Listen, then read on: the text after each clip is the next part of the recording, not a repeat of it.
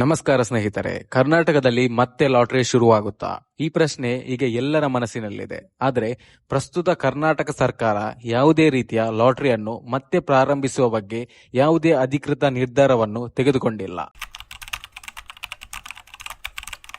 2007ರಲ್ಲಿ ಜಾರಿಯಾದ ಈ ಸಂಪೂರ್ಣ ನಿಷೇಧ ಇನ್ನು ಕೂಡ ಹಾಗೆಯೇ ಮುಂದುವರಿದಿದೆ. ಹಿನ್ನೆಲೆಯನ್ನು ನೋಡೋದಾದ್ರೆ 2006ರಿಂದ 2008ರ ಅವಧಿಯಲ್ಲಿ ಅಂದಿನ ಮುಖ್ಯಮಂತ್ರಿ ಎಚ್.ಡಿ. ಕುಮಾರಸ್ವಾಮಿ ಅವರ ನೇತೃತ್ವದ ಸರ್ಕಾರ ರಾಜ್ಯದಲ್ಲಿ ಎಲ್ಲಾ ರೀತಿಯ ಲಾಟರಿ ಮಾರಾಟವನ್ನು ಸಂಪೂರ್ಣವಾಗಿ ನಿಷೇಧಿಸಿತು. ಇದಕ್ಕೆ ಮುಖ್ಯ ಕಾರಣ ಅಂದ್ರೆ ಲಾಟರಿ ಚಟದಿಂದ ಬಡ ಮತ್ತು ಮಧ್ಯಮ ವರ್ಗದ ಕುಟುಂಬಗಳು ಆರ್ಥಿಕವಾಗಿ ಬೀದಿಗೆ ಬೀಳುತ್ತಿದ್ದವು. ಮುಖ್ಯವಾಗಿ ಸಿಂಗಲ್ ಡಿಜಿಟ್ ಮತ್ತು ಆನ್ಲೈನ್ ಲಾಟರಿಗಳು ಜನರ ಜೀವನವನ್ನು ಹಾಳು ಮಾಡುತ್ತಿದ್ದವು. ಇದನ್ನು ತಡೆಯಲು ಸರ್ಕಾರ ಈ ಕಠಿಣ ನಿರ್ಧಾರವನ್ನು ತೆಗೆದುಕೊಂಡಿತು. ಆದರೆ ಇತ್ತೀಚೆಗೆ ಈ ವಿಚಾರ ಮತ್ತೆ ಸುದ್ದಿಗೆ ಬಂದಿದೆ. ಕರ್ನಾಟಕ ರಾಜ್ಯ ಲಾಟರಿ ರಿಟೇಲ್ ಮಾರಾಟಗಾರರ ಸಂಘ ಸರ್ಕಾರಕ್ಕೆ ಒಂದು ಮನವಿ ಸಲ್ಲಿಸಿದೆ.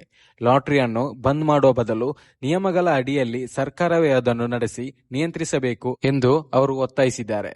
ಸಂಘದ ಪ್ರಕಾರ ಸರ್ಕಾರವೇ ಅಧಿಕೃತವಾಗಿ ಲಾಟರಿಯನ್ನು ಮರುಪ್ರಾರಂಭಿಸಿದರೆ ರಾಜ್ಯದ ಖಜಾನೆಗೆ ವರ್ಷಕ್ಕೆ ಸುಮಾರು 5,000ದಿಂದ 6,000 ಕೋಟಿ ರೂಪಾಯಿಗಳಷ್ಟು ಭಾರಿ ಆದಾಯ ಬರಲಿದೆ.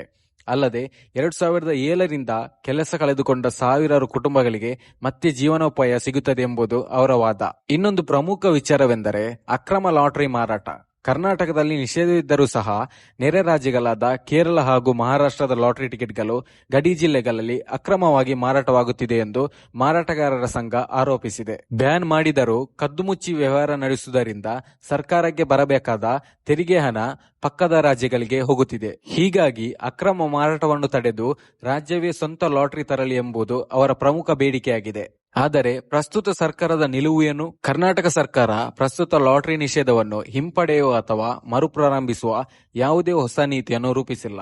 ಸದ್ಯಕ್ಕಂತೂ 2007ರಿಂದ ಜಾರಿಯಲ್ಲಿರುವ ನಿಷೇಧ ಹಾಗೆಯೇ ಮುಂದುವರಿಯಲಿದೆ. ಜನರ ಹಿತದೃಷ್ಟಿಯಿಂದ ನಿಷೇಧ ಮುಂದುವರಿಸಬೇಕೆ ಅಥವಾ ಆದಾಯದ ದೃಷ್ಟಿಯಿಂದ ನಿಯಂತ್ರಿತ ಲಾಟರಿ ತರಬೇಕೆ? ನಿಮ್ಮ ಅಭಿಪ್ರಾಯವನ್ನು ಕಮೆಂಟ್ ಮಾಡಿ ತಿಳಿಸಿ. ಹಾಗೆ ಇನ್ನಷ್ಟು ಇಂಟ್ರೆಸ್ಟಿಂಗ್ ವಿಷಯಗಳಿಗಾಗಿ ನಮ್ಮ ಚಾನೆಲ್ ಅನ್ನ ಸಬ್ಸ್ಕ್ರೈಬ್ ಮಾಡೋದನ್ನ ಮರೆಯಬೇಡಿ. ಮುಂದಿನ ವಿಡಿಯೋದಲ್ಲಿ ಸಿಗೋಣ. ಅಲ್ಲಿ ತನಕ ಧನ್ಯವಾದಗಳು.